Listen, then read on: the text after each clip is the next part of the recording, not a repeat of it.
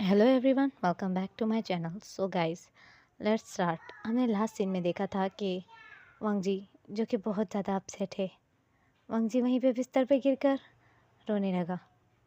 अब वीवो शान जो कि पैलेस में यहाँ वहाँ फिर रहा था, वांग जी की एक सिंगल वर्ड उसके दिमाग पे लग चुका था। वांग जी के हर क्वेश्चन उसके दिमाग में घूम रहे थे। वांग जी की आवाज़ मुसलसल उसके दिमाग में गूंज रही थी। अब वांग जी जो कि रोते रोते वहीं पर सो गया था। अब विभूषण जो कहते क्या मैंने कुछ गलत कर दिया, और वांग जी जो कि उसे समझा चुका था कि उसने कितनी बड़ी गलती की है। क्योंकि अगर हाँ, वांग जी की बात भी बिल्कुल ठीक थी।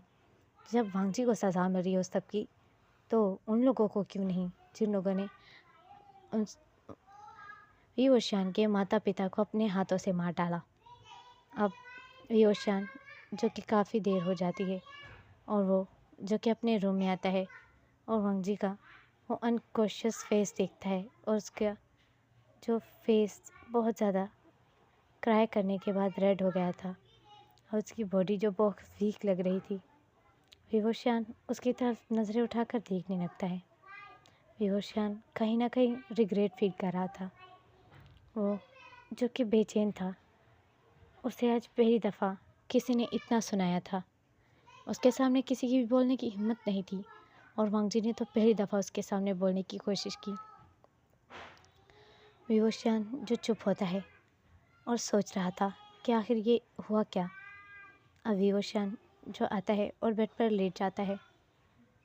अब विभूषण जो नींद में होता है और वो सडनली ही वांग जी को बैक हक कर लेता है, और वांग जी की जो सॉफ्ट बॉडी है उसे फील होती है, तो उसे बहुत पीस मिलती है, मतलब बहुत सुकून मिलता है।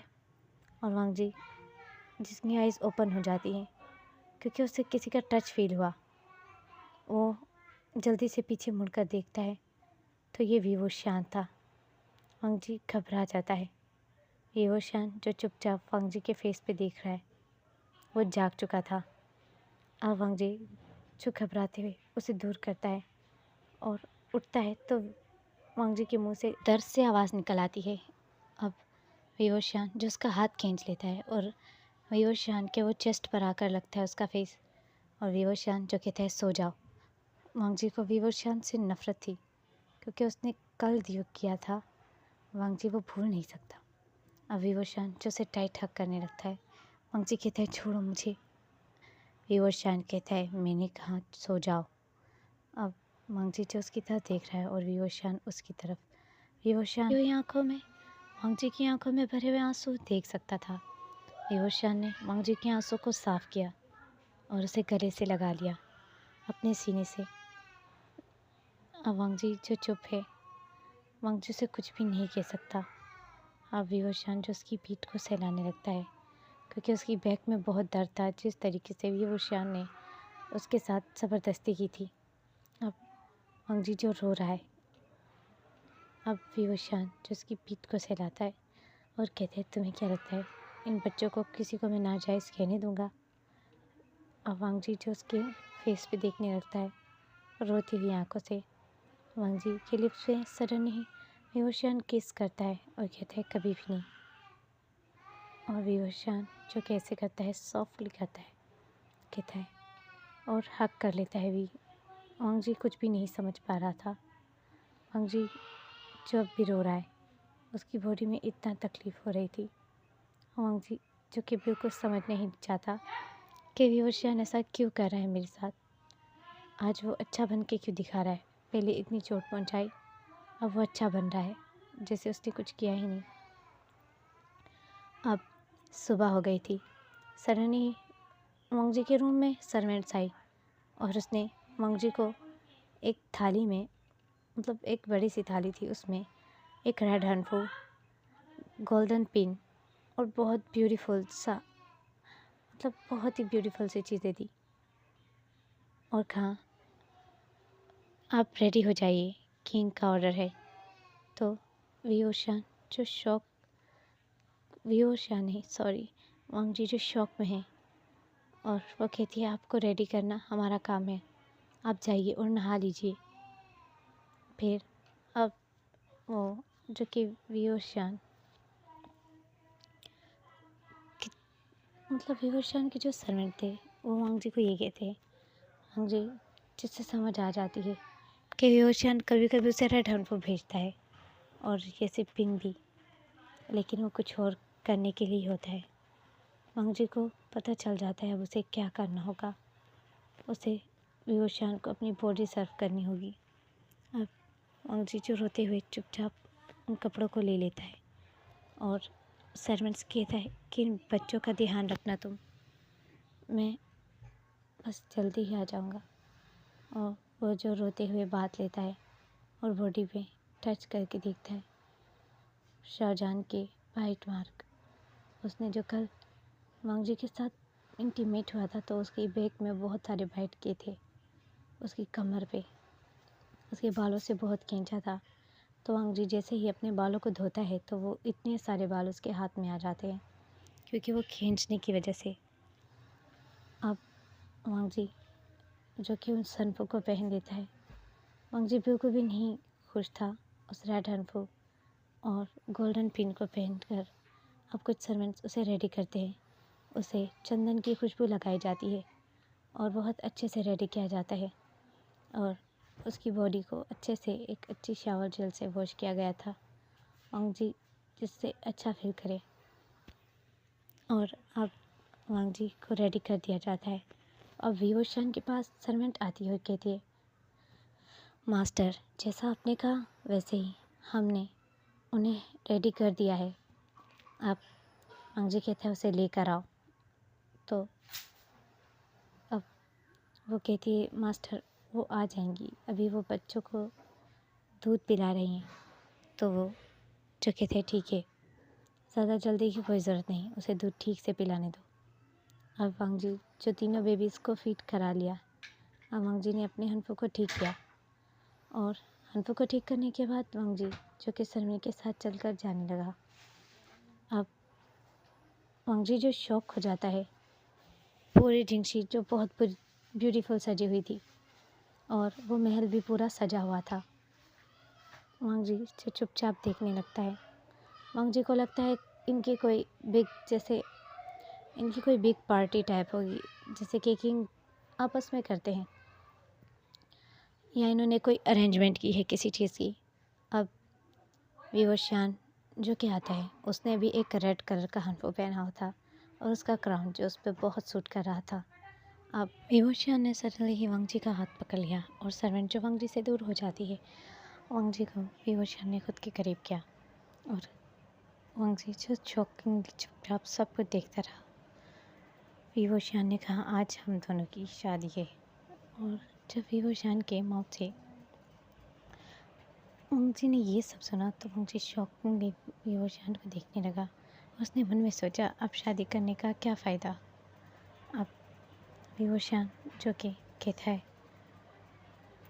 कि शादी के रिचुअल स्टार्ट करो और यहाँ शादी के रिचुअल्स जो पूरे हो जाते हैं और वांग जी भी आई डू कह देता है। वांग जी जो मन में सोचता है शादी होना या ना होना इससे क्या फ़र्क पड़ता है।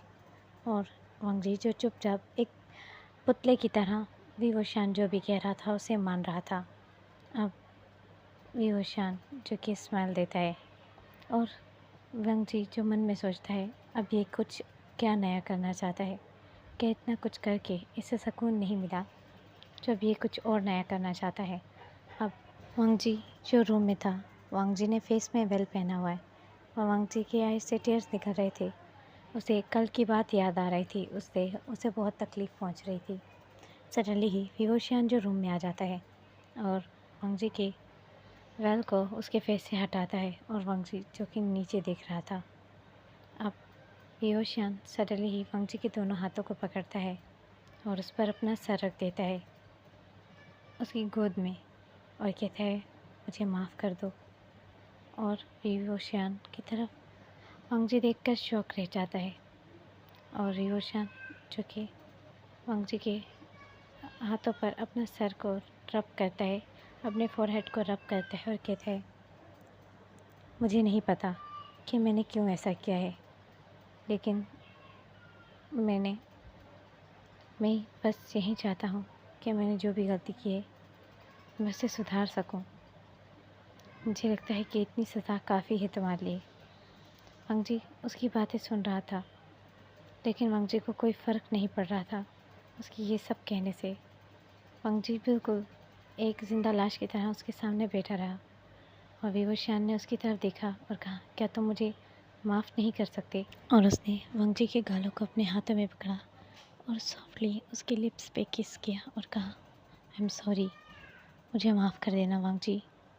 और मंगजी की आंखों को खोलने लगा, मंगजी जिसकी आंखों से आंसू बहने लगे। और उसने कहा, डरो मत, मैं तुम्हें तकलीफ़ नहीं दूंगा। और मंगजी जिसकी आंखों से आंसू गिरने लगे, उसने धीरे धीरे मंगजी के होठों पर किस करना स्टार्ट किया, जो कि थोड़ी थोड़ी देर बाद वो डीप कर रहा था। अब उसने धीरे से मंगजी के ब्रेस्ट में हाथ फिराने स्टार्ट किए। मंगजी की गहरी गहरी सांसें और मंगजी की घबराहट से पूरी बॉडी कांप रही थी। विंग ने धीरे धीरे मंगजी के ब्रेस्ट में हाथ फिराना स्टार्ट किया। मंगजी ने चादर को कस के पकड़ लिया और आंखों को बंद कर लिया। अब धीरे से उसने झुककर मंगजी के ब्रेस्ट पे किस किया और धीरे धीरे किस करने लगा वहाँ और सक करने लगा। अब वो विंग मंगजी को रूडली सक नहीं कर रहा था, वो बहुत सॉफ्टली सक कर रहा था। और वो धीरे धीरे ऊपर मंगजी की तरफ झुकता गया, जिससे मंगजी बेड में लेट गया। मंगजी पूरी तरीके से बेड पे लेट गया। अब विवोशियान ने अपने ऊपर का हनफो हटा दिया और मंगजी जिसकी आई से टेयर्स निकल रहे थे। तीनों बेबीज़ जो कि सर्वेंट्स के पास थे और सर्वेंट्स उन्हें संभाल रही थी। और मंगजी जो कि जिसकी आंखों से आंसू गिर रहे थे, और विवोशियान जो धीरे धीरे उसके हनफो को खोल देता है और उसकी ब्रेस्ट से पूरी तरीके से हनफो को हटा देता है। विवोशियान जो कि धीरे धीरे उसके ब्रेस्ट में हाथ फिराता है और स्माइल करता है। मंगजी की आंखों से अब भी आंसू गिर रहे थे। मंगजी ने जो अपना चेहरा दूसरी तरफ कर लिया था, अब उसने मंगजी के ब्रेस्ट में सॉफ्ट सॉफ्ट किसेस करना स्टार्ट किया और प्यार से मंगजी के ब्रेस्ट में छुआ और कहा, मंगजी, मैंने तुम्हें कल बहुत दर्द दिया। और उसने अपने बाइट पे देखा, जो कि उसने मंगजी के ब्रेस्ट पे ज़ोर से बाइट किया था। अब उसने उस बाइट के ऊपर फिंगर को फिराया और वहीं पर प्यार से किस किया। और अब वो धीरे धीरे मंगजी की टमी की तरफ आने लगा और टमी में किस करने लगा और सक करने लगा। बेली बटन में जब वो अपनी टंग को रोल करता है तो मंगजी जो बहुत बुरी तरीके से मौन करता है और मंगजी जो आंखें बंद कर लेता है। अब विवोशियान जो कि मंगजी की तरफ देखता है और उसकी लिप्स में किस करता है, फिर से उसके टॉप पे आ जाता है और उसकी उंगलियों में अपनी उंगलियों को जकड़ लेता है और डीप किस किए ही जा रहा था। मंगजी पर कोई किस का रिस्पॉन्स नहीं कर रहा था। मंगजी जो कि रो रहा था। अब विवोशियान को लगता है कि मंगजी जो कि बिल्कुल भी उससे इस वक्त संबंध नहीं बनाना चाहता, कोई भी फिज़िकल, तो विवोशियान जो हट जाता है उसके ऊपर से और मंगजी के हनफों को ठीक कर देता है और चुपचाप वहाँ लेट जाता है और कहते हैं, तुम अच्छा नहीं महसूस कर रहे तो कोई बात नहीं। और ऐसे कहने के बाद विवोशियान जो वहाँ से उठ जाता है और रूम से चला जाता है। मंगजी की आंखों से आंसू गिर रहे थे अभी भी। ऐसे ही दिन गुजर रहे थे। विंग दिन ब दिन मंगजी के साथ बहुत ज़्यादा पोलाइट और अच्छा रहने लगा था और विंग ये भी पता कर रहा था कि उसके माँ बाप को मारने के पीछे आखिर हाथ किसका ही था, आखिर किसने ये सब प्लान किया था और वही मंगजी के माँ बाप की गलती थी भी या नहीं भी। तो वो ये सब जानने की कोशिश कर रहा था। Guys, I am really sorry अगर आपको पहले बेबी के रोने की आवाज़ आई हो तो रियली सॉरी। ओके, आप लोग प्लीज़ इग्नोर कर देना। तो इसी वजह से मैं पहले वीडियो नहीं डाल पा रही थी क्योंकि बेबी बहुत रो रहा था और उसकी आवाज़ जो कि वीडियो में आती है तो आप लोग डिस्टर्ब होते होंगे, इसीलिए आई एम रियली सॉरी। सो हम नेक्स्ट पार्ट में देखेंगे कि मंगजी और विंग के बीच में क्या प्यार हो जाएगा? क्या वो दोनों खुश हो जाएंगे या तो विंग वांग जी को छोड़ देगा या वांग जी विंग को एक्सेप्ट करने से मना कर देगा। अब विंग जो कि बहुत ज़्यादा अपसेट था जो भी उसने किया था वांग जी के साथ, अब वो वांग जी के रूम में आता है और वांग जी को कहता है, वांग जी तुमने खाना नहीं खाया। वांग जी जो कोई जवाब नहीं देता। अब वांग जी की तरफ वो मुड़ता है और वांग जी के गालों को अपने हाथ में पकड़ता है। तो वांग जी को वो बोलता है, चलो खाना खा लो। वांग जी ने कहा, मुझे भूख नहीं है। अब उसने वांग जी को सडनली ही ब्राइडल स्टाइल में कैरी कर लिया और उसे अपनी गोद में बिठा दिया